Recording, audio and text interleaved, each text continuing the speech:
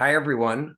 I'm Patrick Grzanka, president of the Society for the Psychological Study of Social Issues and professor of psychology at the University of Tennessee in Knoxville.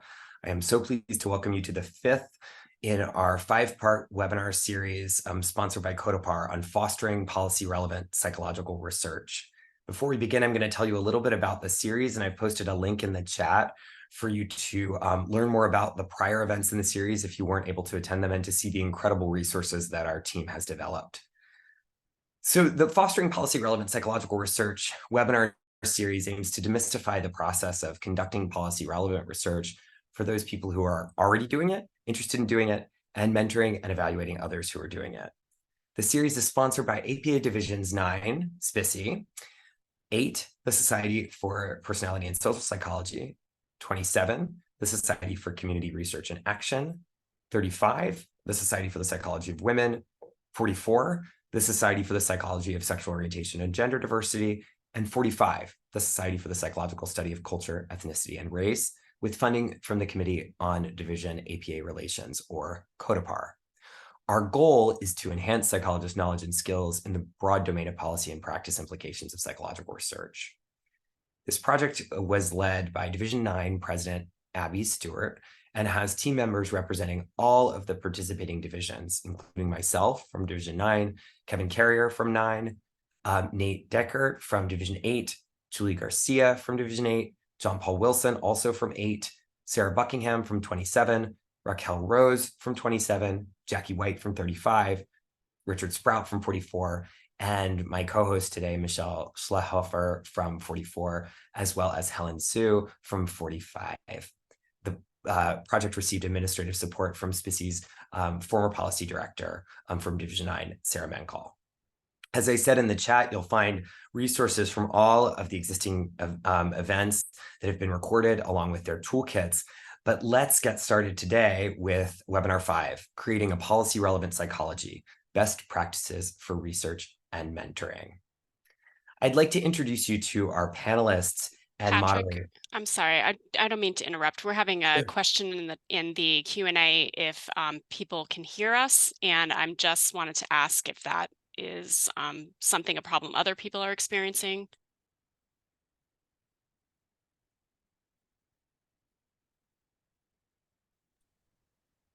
Okay, I'm hearing that people can hear us. Okay, thank you.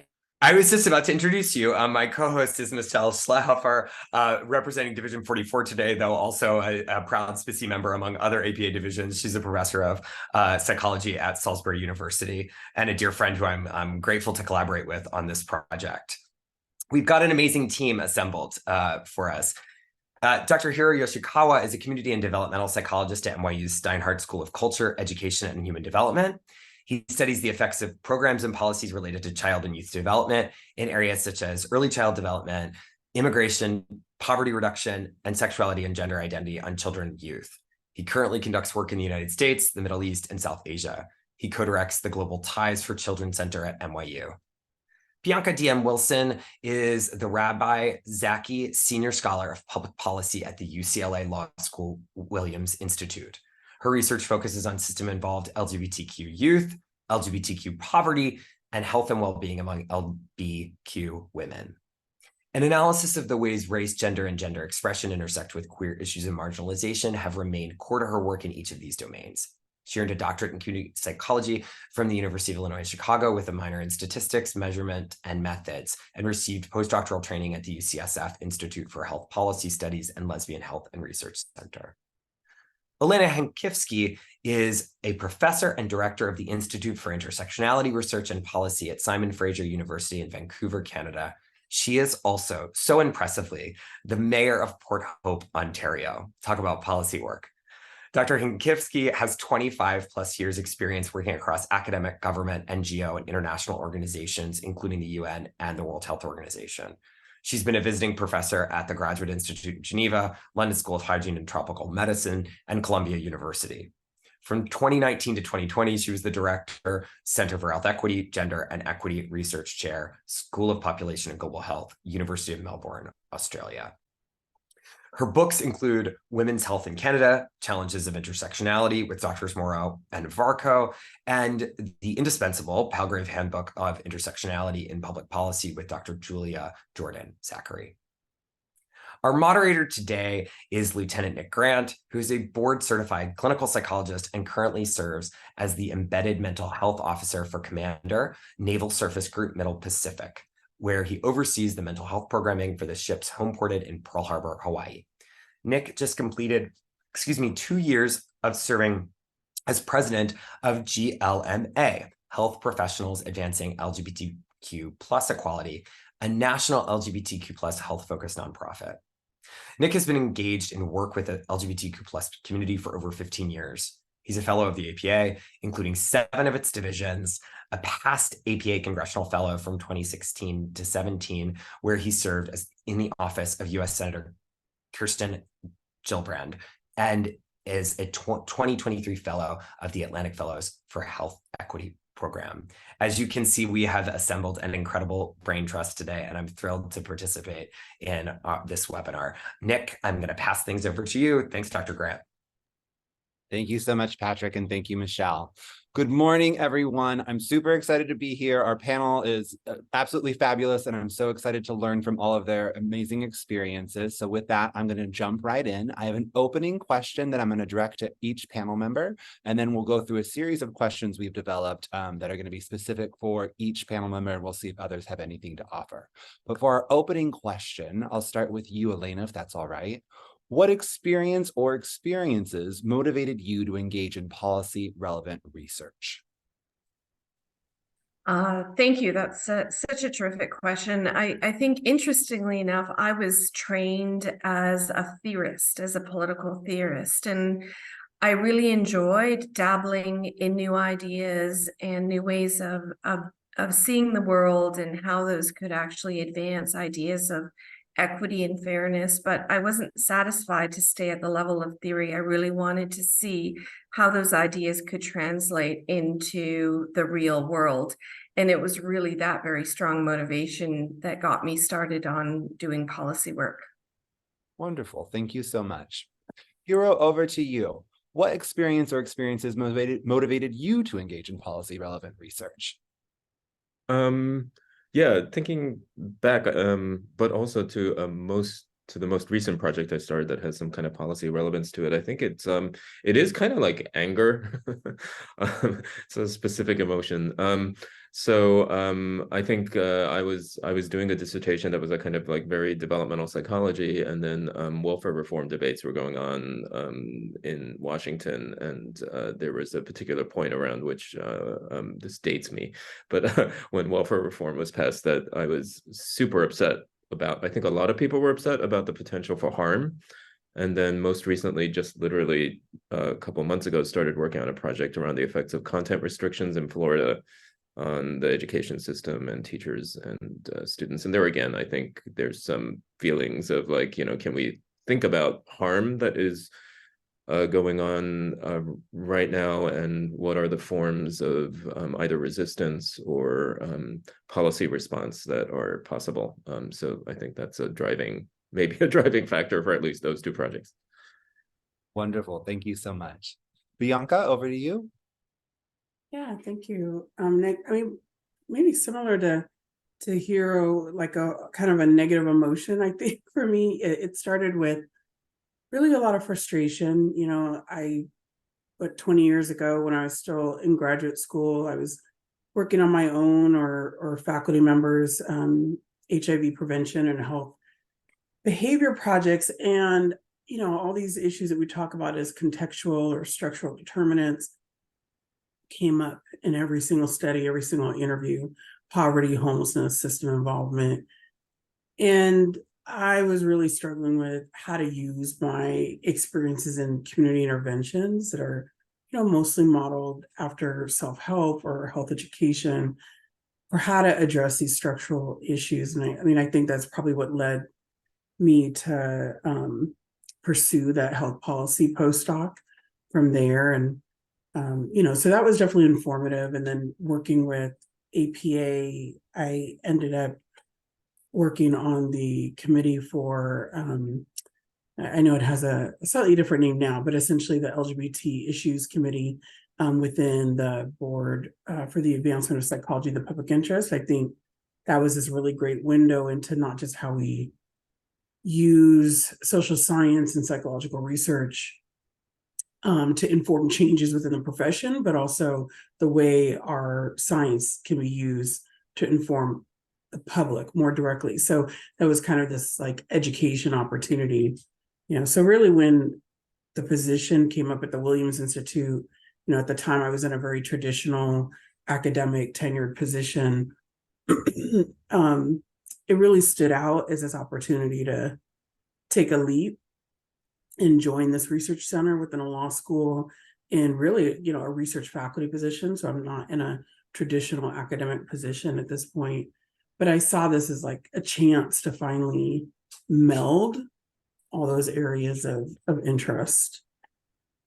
Yeah. Thank you all. I think it's so wonderful to hear how each of you kind of identified the personal nature and how you wanted to give back to community or connect with community in some way. And you used your professional training to really integrate that into policy research. My next question, and Bianca, I'm going to start with you if that's all right. Most psychologists receive little to no formal training on conducting policy relevant research.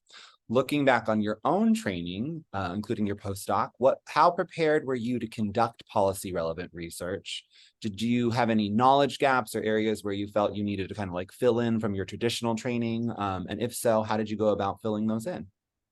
So it's 3 questions, sorry. Yeah, no, it's okay. It's okay. I mean, it's a great question. I mean, I've been at the Institute now for 12 years in this kind of position. In my mind, it's still like in this new position. No, it's been 12 years. And I think there's definitely a both and for me. So, as someone trained in community psychology and in evaluation research, I was prepared in several important ways. How to blend like community and investigator interest and how to address that tension and opportunities in coming up with research questions that have the potential to impact social change.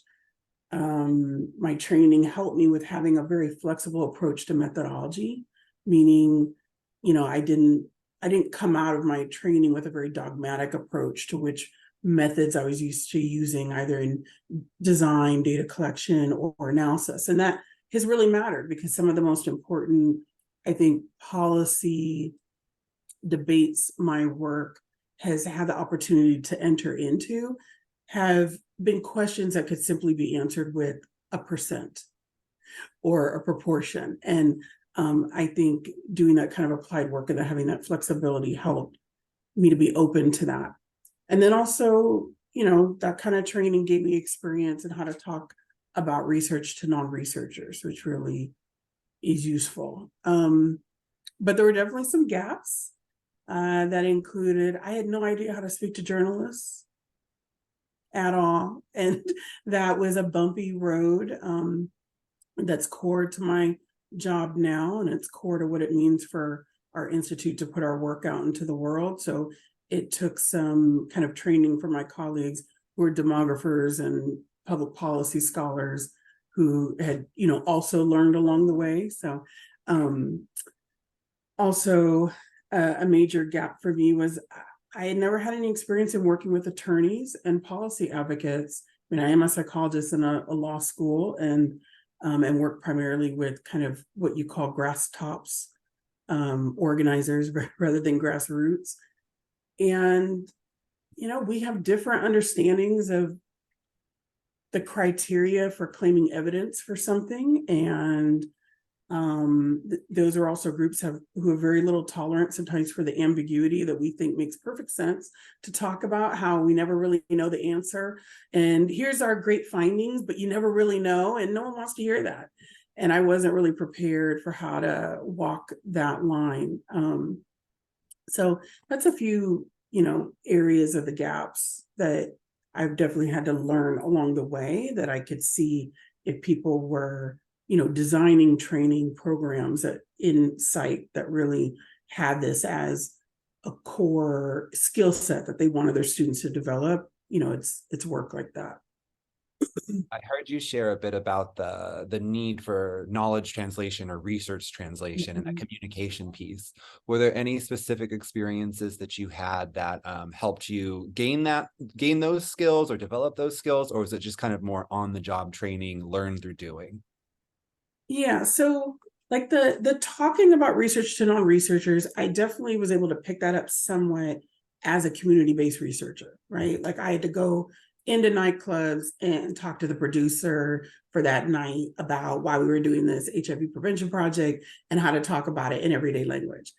So that was helpful. What I had to learn in a very bumpy way on the ground was how to talk to, for example, policy advocates about, look, it's great that we just identified for the first time the proportion of foster youth that are LGBTQ. And this information can be really useful for you as you move ahead to talk to administrators about how this is a core population in your child welfare system. They're experiencing disparities. But finding the way to succinctly say, but you don't have an answer to a lot of the things that you think you still have the answer to, because they would hear that and go, oh, well, now we know why all these youth are in care. It's because they've been rejected. If I tell you that there's disproportionality for LGBT youth, they're saying, oh, the main reason they all got into the system is because they're LGBT. So learning to even preemptively be aware of the kind of conclusions people might draw and how to communicate to them what this study tells you that we know and what we still don't know. And I did learn that the hard way, because I was literally sitting at a press release where someone that I was working with at one of the policy advocates starts talking about the meaning of all the data. And I was sitting there like, I meant none of that. You can't actually say any of that, so that taught me, okay, I was not prepared to help them prepare about what they could say about the data. So those kind of things I just had to figure out with the bruises. Wonderful. Thank you so much for sharing your experience. OLENA and Hiro, anything you would like to add about your own experiences and your training and how that prepared you for policy relevant research, or how you filled in gaps? I would concur that I sort of learned by doing, and very quickly there was nothing in my training that prepared me.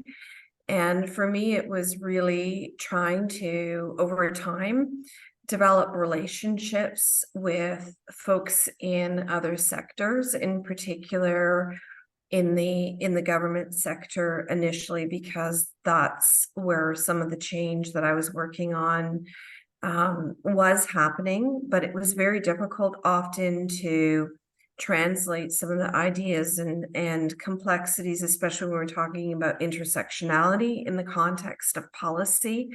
It was met with vehement, just really strong resistance and rejection. And it took a very long time to socialize the idea, to make sure that people understood what it was about. And it's still very difficult to ensure that people are using it correctly in the policy sector, not forgetting about the roots, the history, and the intent.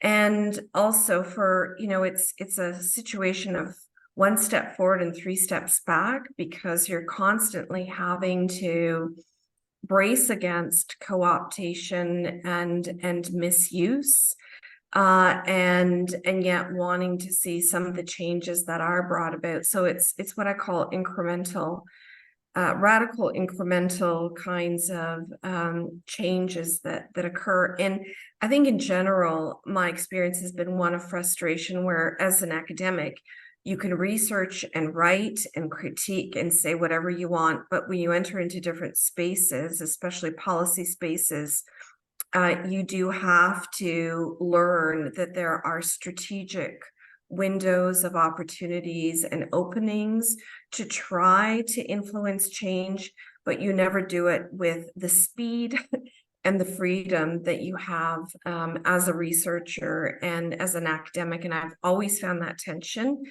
a little bit difficult. On the other hand, you learn to be strategic, and you learn to be strategic through the relationships and the networks and connections that you build over time. Thank you so Yeah, much. I'm going to just highlight something that I think both OLENA and BIANCA said, which is this: there's a way in which the policy world is both faster and slower than right, which is academia can be plenty slow, but because those windows of opportunity often open up in unpredictable ways, but very intermittently or almost never, those sustained partnerships really make the difference, right? And for me, it's often like learning from people you kind of develop long-term partnerships with, who might, when you first met them, have been in government, but then they leave government, and then you maintain that relationship. It changes, and then you might work together on something that's different, and that's kind of like trying to influence from outside government, and then they might enter again, right? So those are the kinds of things that happen both in the US and in other countries with folks who were in a ministry, then leave and go to the NGO sector or nonprofit, and then they go back in, or right. And so maintaining those relationships as policy regimes change allows for that opportunity when something happens to kind of maybe jump in, and you can you build on the work that you've done together. But that combination of slow and nothing happens for a very long time, but you can kind of do these things that prepare you for those moments when suddenly there is a little bit of an opportunity. So those are, I think it's an interesting way of thinking about your time frame versus an academic time frame. Thank you all so much. I'm really hearing like the importance of strategy and the importance of being prepared for the unknown and not knowing who you're going to be speaking with, and like really that translational piece and the importance of communication. My next question, and here I'll start with you if that's all right, is in your experience, how does the process of conducting policy relevant research differ from other types of research that psychologists do? And we know there's many different types, but policy specific, what are the differences that you identify? Yeah, sure. I would say that the first thing is that the project usually proceeds from a policy question and not a kind of a research question, right? So at the same time, I always feel like in the end, any evidence that comes out of answering a policy question often does contribute to some academic literature, because the academic literature is often not thinking about policy relevant things, right? Or maybe thinking at a more micro level and not about the kind of impact of particular policies, or that ability to go back and forth between the macro and the micro levels, which I think is really key for policy thinking, because after all, policies play out in the everyday lives and routines and experiences in community settings, in of whatever populations are being affected. So I think that's one key difference, is to privilege the notion of kind of what are the policy and practice and implementation kinds of questions, rather than kind of proceeding from some kind of what is the contribution to social science theory, for example, or psychological theory, or that kind of thing.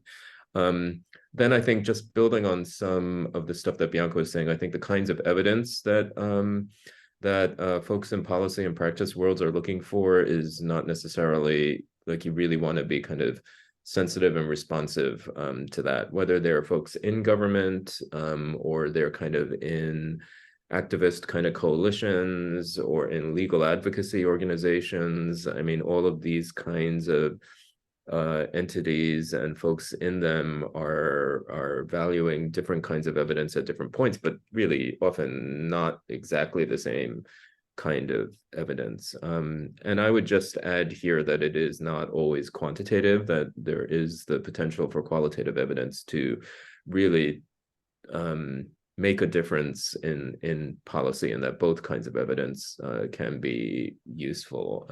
So about 10 years ago, I wrote a book that was on the experiences of undocumented parents and their kind of raising citizen children in the United States. And as a population that was like really not that well known, the stories that emerged, I found did get a response, in the sense of helping folks in the more policy or activist arenas or advocates to kind of,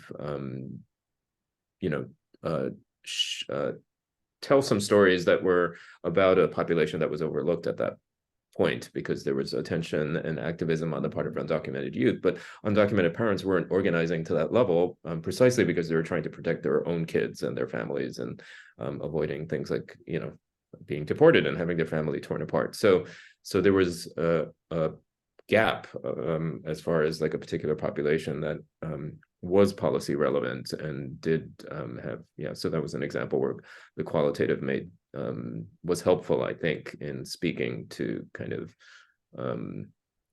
an arena where there aren't that many numbers. There wasn't much in terms of estimates of like how many are there in any particular city or community, or right, this kind of thing.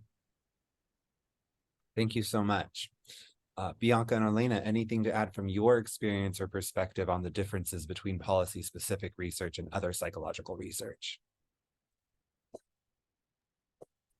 Yeah, I mean, definitely echo everything here said. And I guess one of the biggest differences I've experienced is what happens after I'm done with the study. Like, it's that part of the process. So again, everything here is said about, defining the question, defining the study, then conducting the research itself for the most part has felt similar to me than the way I did work before working at the Institute. But it's the expectation of what happens when that study is done, who I'm communicating it to, the expectation to speak to journalists and to explain what the top line is versus what are some of the more interesting findings that are embedded in it. Always knowing that there's going to be this like interplay between what some groups find most interesting, but I'm saying, let's look at the fact that most of the participants experience poverty as children, that are queer adults. And what does that mean for how we think about an intersectional analysis for, economic instability among queer people? And, figuring out how to communicate that afterward and backlash, like being prepared for that. I mean, typically before, you submit an article, it gets published, maybe some people like it, maybe they don't. Maybe even if it feels controversial within the sciences and you get like a letter to the editor in the journal, but that is not the same experience as having 10 advocacy groups asking why did you print that? Why did you publish that? We need to have a meeting to talk about what those findings mean. So that's been one of the biggest distinctions, is the preparation for what happens once the report is out. Thank you.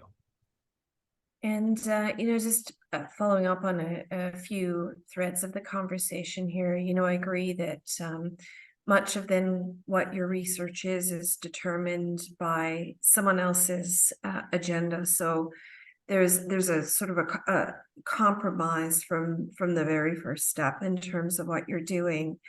On the other hand, it's an opportunity that even maybe, say, answering something quite narrowly or in a different way, that you can introduce new ideas and new notions and see how far you can push the envelope for additional kinds of considerations, whether it is, for example, trying to really introduce the idea that there are different forms of knowledge, that it's not just the traditional quantitative and qualitative, that you've got the stories, you've got the lived experiences, you've got, for example, indigenous ways of thinking and knowing, and then talking about opportunities for exercises in self-reflexivity for those who are engaging with policy work. I remember the first time talking to policy analysts about self-reflexivity, they all looked at me like I was crazy and looked down at the floor and shuffled their feet and said, what does this have to do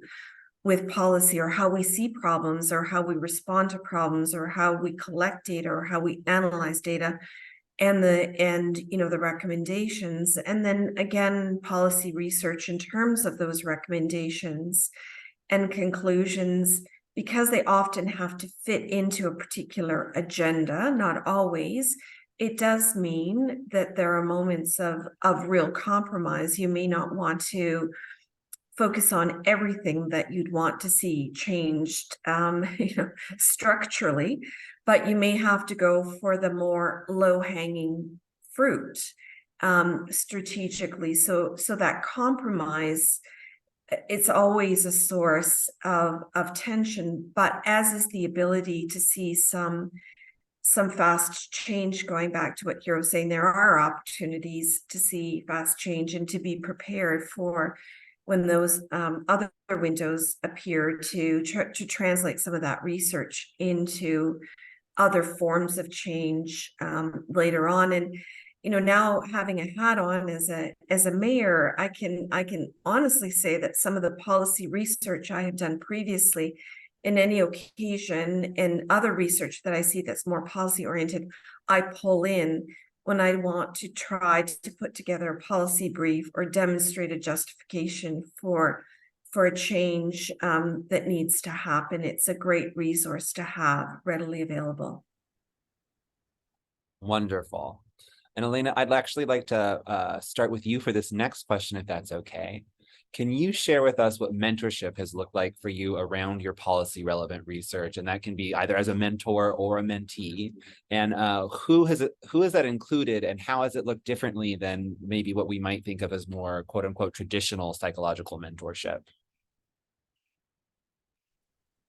Well, I'm going to talk about just my experiences with mentorship myself, but also the kinds of spaces that I've tried to create in my work. So, I was very lucky that I did have a number of very strong mentors in my career.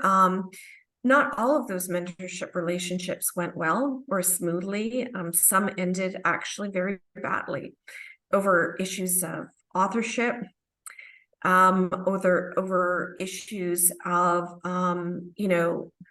a difference in idea about what should be written and what should be held back. But I would say with every relationship I had, I learned something new and different, and certainly I wouldn't have the career that I had I not had very strong mentors in different sectors and different spaces, not just in academic sectors, in community, in activism, and in policy spaces. In my own work, I tried to set up through the Institute for Intersectionality Research and Policy different spaces for mentorship. So mentorship sometimes to me is creating a separate space, for example, for Indigenous colleagues and scholars to have space to talk about issues that have absolutely no overlap with some of the more mainstream intersectionality work that happens within the Institute. Other mentorships are, creating groups, whether they're reading groups or policy groups that are led by students in partnership with representatives from other sectors, and allowing them to, to set the agenda, the learnings, the teachings, the experiences.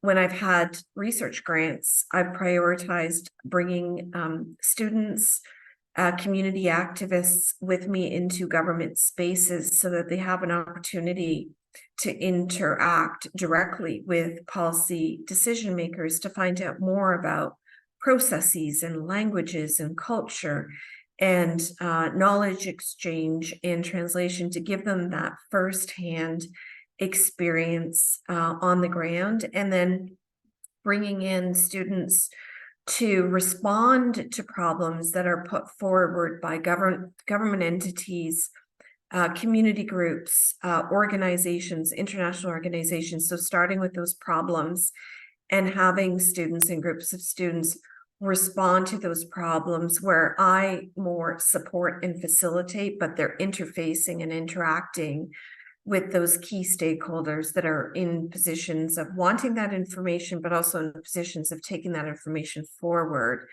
to make change. Wonderful. Thank you so much. BIANCA or Hiro, do you have anything that you'd like to share from your experience in mentoring or being a mentee around policy relevant research?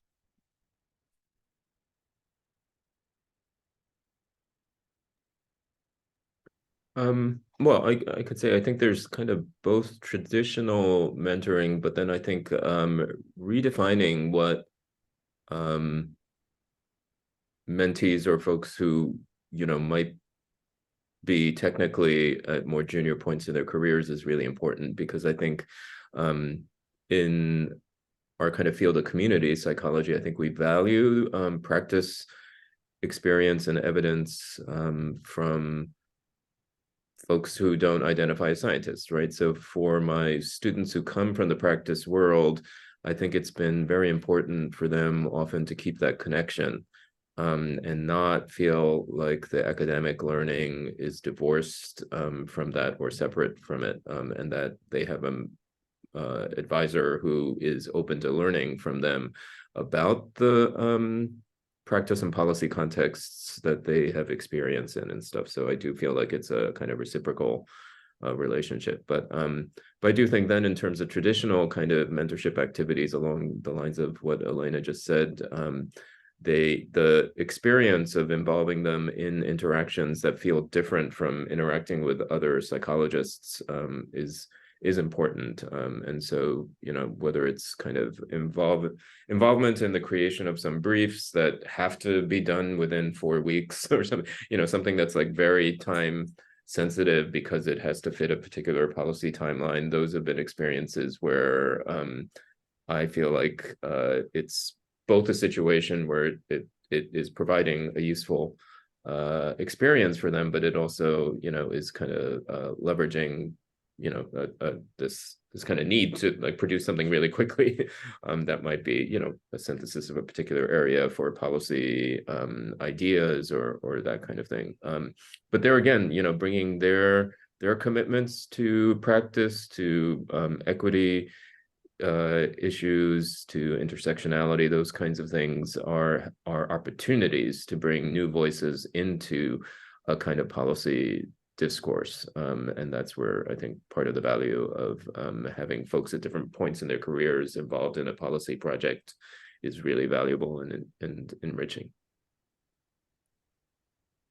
Yeah, I think, you know, when I think about the mentorship I received, it feels like that helped me kind of land in this work. It almost seems like an intentional mentorship, but it is watching. So, I mean, I feel like looking back, I have a mix of mostly Black women, white Jewish lesbian activists who I've watched move in and out of academia. And the willingness to do that and not to feel so tied to really the safety of academic positions, I think really helped me have the courage to think about my career that way. So that has been very meaningful, because I think had I not been willing to leave a tenured faculty position, I would not have ended up at the Institute and done the work that I've been able to do. At the same time, when I think of how then I'm in turn approaching mentorship of you know, emerging scholars, I am very upfront about, you know, being willing to move through these institutions, but also know that it's not always easy. Like if you leave traditional academic positions, you can't always just bounce back in. It's not how academia is set up. So, you know, and so that's something that I try to both like reflect in my experiences, when I've learned from my mentors, whether they were executive directors of community-based organizations, my, you know, advisor in grad school, Robin Miller, who's well known in evaluation research and in Division 27, to the kind of the director of the Lesbian Health Research Center at UCSF, that she really pushed me into applying for this job, to be honest. I was like, I'm already a professor. Why would I just gonna jump into this? She was like, you know what? The change that needs to happen and everything you've been complaining about for the years that I've known you, like this is it. This is where you can try to address that. So it took people who I saw be flexible like that in their own work and be willing to kind of give some of that nudge to move me in this direction. And it's definitely informed how I also speak to emerging scholars about these issues. And Bianca, that actually leads right into my next question, and I'm going to direct it to you if I can start with you. If you could give advice to someone that was just starting a policy relevant research project, what would it be? And what is the one thing you would recommend that they do, or maybe something that they don't do in order to move that project or work forward? Okay, yeah, I mean, all right, so I'd say in terms of the do, you know, and this is pretty concrete, just identify why you consider this to be policy relevant. And where, and so and most importantly, then where in the policy development continuum do you imagine your results, hopeful results fitting in? And, you know, essentially, is this a study to inform the context in which policy debates are happening? So similar to what OLENA is saying, there's a strong role for thinking about theorizing and policy framing. Is that where you see this contributing? Or does this answer a very specific question about the number of people that a set of policies impact? Or will this impact the actual wording of legislation? Like, is there something mechanistic that you think needs to be understood that would inform how an actual piece of legislation that is hopeful in the next year to 10 years and how that might later be worded? And I think answering those kind of questions really helps you identify the best ways to write it up, who you should be talking to about the findings, and yeah, who you will eventually talk to in order for the work then to be useful. So, you know, because I think it is a struggle when we talk about, well, what is policy relevant research? I mean, I definitely, as much as I know that we tend to be responsive, answering current policy questions, I can't help but keep in mind that like Elon Meyer's work is at this point one of the most well-cited domains of research and citing of the minority stress framework in LGBT-related policy advocacy. And yet when he started that work, this was not on his mind, this exact use. So I still struggle with the idea of like, what is policy relevant and what is not. I try to think of it as what is immediate and short-term or responsive versus what is potentially long-term. But I think either way, having a grasp on the relationship between what we think we're studying and where it will fit in the policy timeline or continuum is important. I guess maybe a quick do not. Don't assume that your results will be what advocates wanted to hear, and be ready for that. I mean, when Gary Gates first published the first like kind of official population-based number of how many LGBT people there were, LGBT advocates were not happy with that. They were like, you killed off, what happened to our 10%? And he said, no, that looks like the numbers that finally came in are like 3.5. You know, I mean, this is obviously like 20 years ago. But being prepared, you know, just not expecting that everyone's going to be excited about what, even though you are doing the work with a social justice framework in mind and intentions, it doesn't mean it's going to be what everyone wants to hear. And you're going to need to figure out how to stand by that in the interest of scientific independence and its role in social change, even if immediately you might look out of step.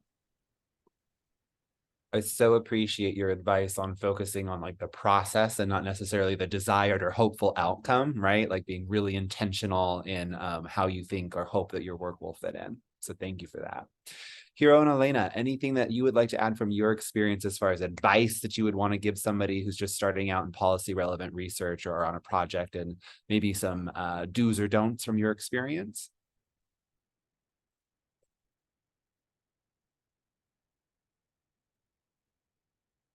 That's it. Hiro, did you wanna jump in? I was gonna at some point wanted to turn some of these questions back to Nick, because you've had also a whole set of experiences across psychology and policy, but I don't know whether this is the point or later, but yeah. Then maybe in that spirit, I'll keep my comments really brief. I think the things that Bianca talked about are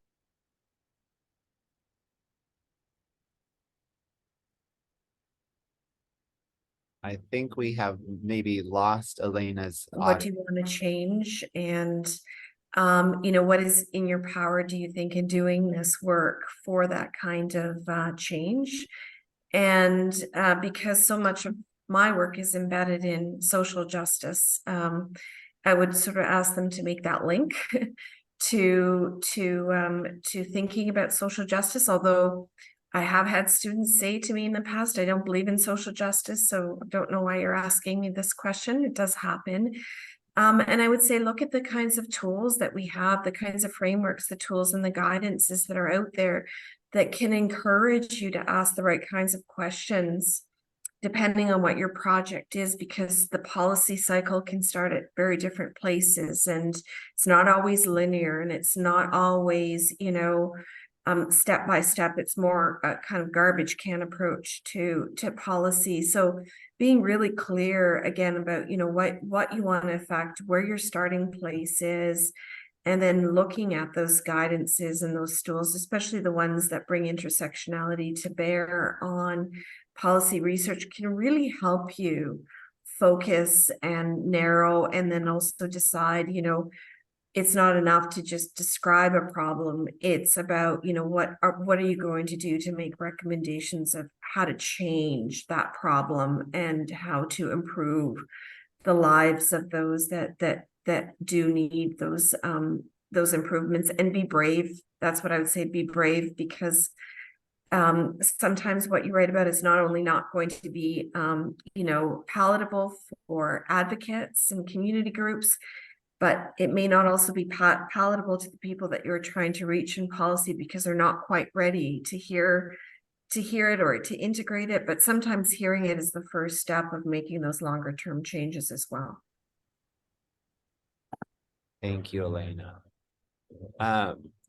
Hiro, to respond to your kind of call in, I was not prepared to talk about my work in any way, and I feel like I'm learning so much from the three of you, so I really appreciate this. I will just kind of echo what I've heard so much from the three of you as like my big advice for folks when I'm working, especially with mentees, is it's so much about relationship building and working with community. I think those are I think that in my experience, those have been the most important aspects of engaging in policy relevant research, and just moving all of the important things that we work on forward.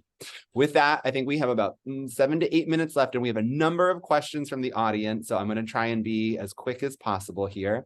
But our first question, I will just open this up to any of our panelists who would like to respond, is what might you identify as one or two quote unquote best practices for doing public policy oriented research?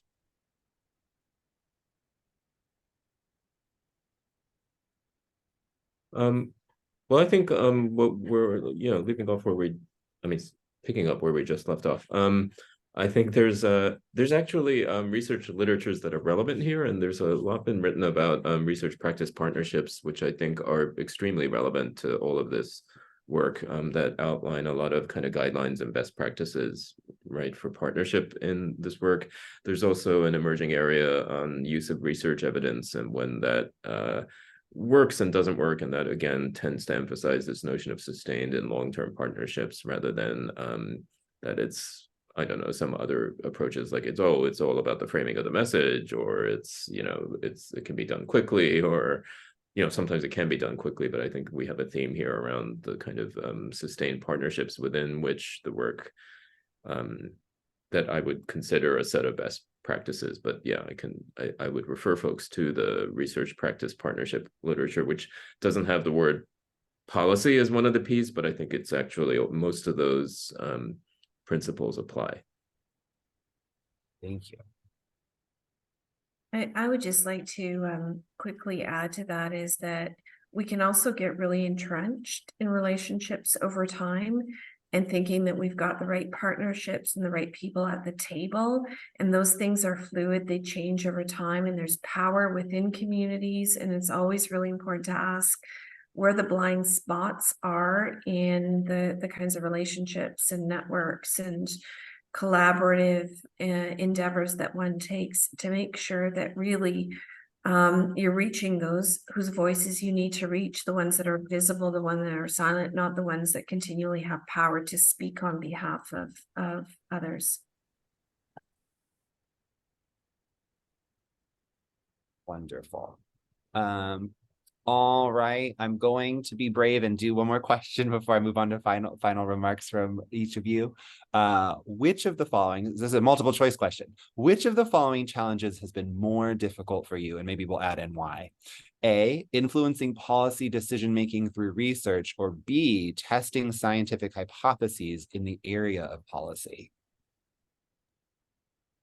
Yeah, I saw that question. I like that it was a multiple choice.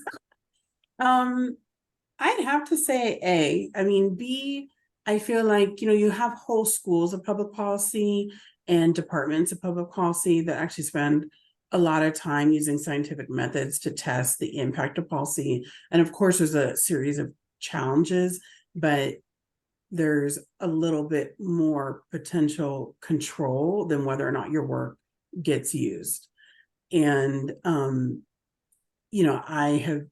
I feel like that's a process that I'm still studying and trying to understand when and under what conditions does what kind of work get used in the legislation or policy decisions that I was hoping it would get used, let alone understanding when it's used in places I didn't expect it and maybe didn't even want it there. So that is something I think I'm still grappling with. So I'd say Thank you. All right, folks, to be mindful of time, I will just ask each of our panelists in 60 seconds or so, any final thoughts or remarks that you would like to share with our fabulous participants or attendees today about your work or the importance of, or how to get involved with policy relevant research.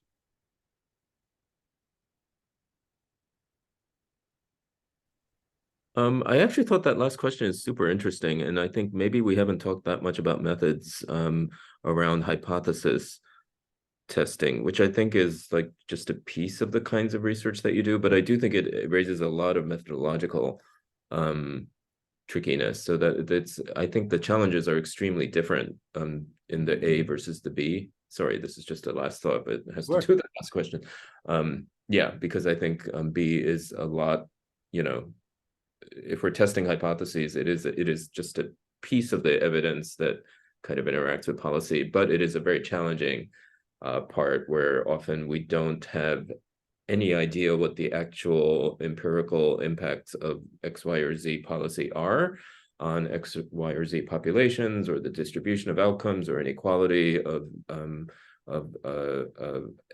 any sort, and they raise a huge number of technical and methods kind of challenges. So I'm glad that was raised, because I'm not sure we talked that much about it. Thank you. OLENA or BIANCA, any final thoughts for our audience from you folks?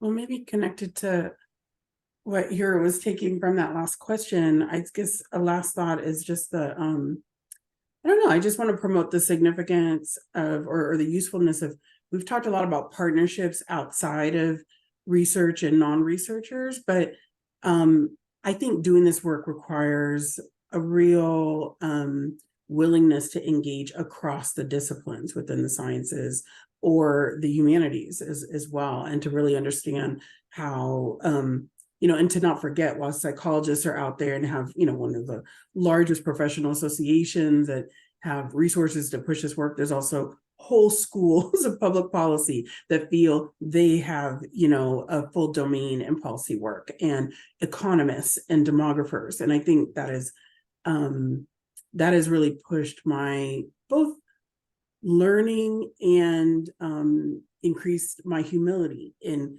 claims and stakes around disciplinary boundaries and disciplinary contributions, is realizing how many of us are doing very similar things in different disciplines, and we're just in silos and don't realize it.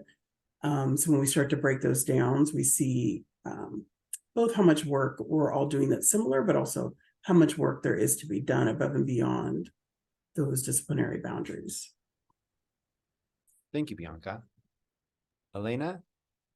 Just picking up on that, transdisciplinarity is not for the weak of heart, but incredibly rewarding if you can actually get through a project working across different disciplinary domains and bringing in different perspectives and worldviews. It really is very inspiring. And in terms of just policy research in general, just a shout out to everybody to say that do the work. It's really important work, and it is an opportunity to make an impact because, as we've talked about, you never know where it is going to wind up. And of course, there always is the danger of unintended consequences and even harm, but there's also the potential for making really important change. And it's both ideas and evidence and policy windows of opportunities coming together that provide those chances for, you know, inserting a new way of seeing the world. So I would just say be brave and do the work. Thank you all so much for answering all of my questions and for just being here today. I'm going to turn it right back over to Michele to wrap us up. Thank you so much. We are at time, so I'd like to just close us out by thanking our panelists, Hiro, OLENA, and Bianca, as well as to Nick for moderating and to Patrick for co-organizing our fabulous panel. And I know I speak for everyone when I say this has just been a really great learning experience, and we really value learning from your collective wisdom. I'd like to thank the partnering divisions for supporting the webinar series and SPICY for serving as the primary sponsor, as well as to the core team of divisional representatives whom Patrick mentioned at the start of the webinar for organizing the series, and to our fabulous SPICY staff who did all the behind the scenes support. This webinar has been recorded and will be available for later viewing on SPICY's YouTube channel. We do have a toolkit related to this webinar, and that is actually already available on the SPICY website. And I'm going to put the link into the chat once again. So that link will take you to the toolkit for this webinar, as well as to the prior 4 webinars in the series, which are available for viewing. And thank you once again for joining us, and have a great day. Thank you all. Take care.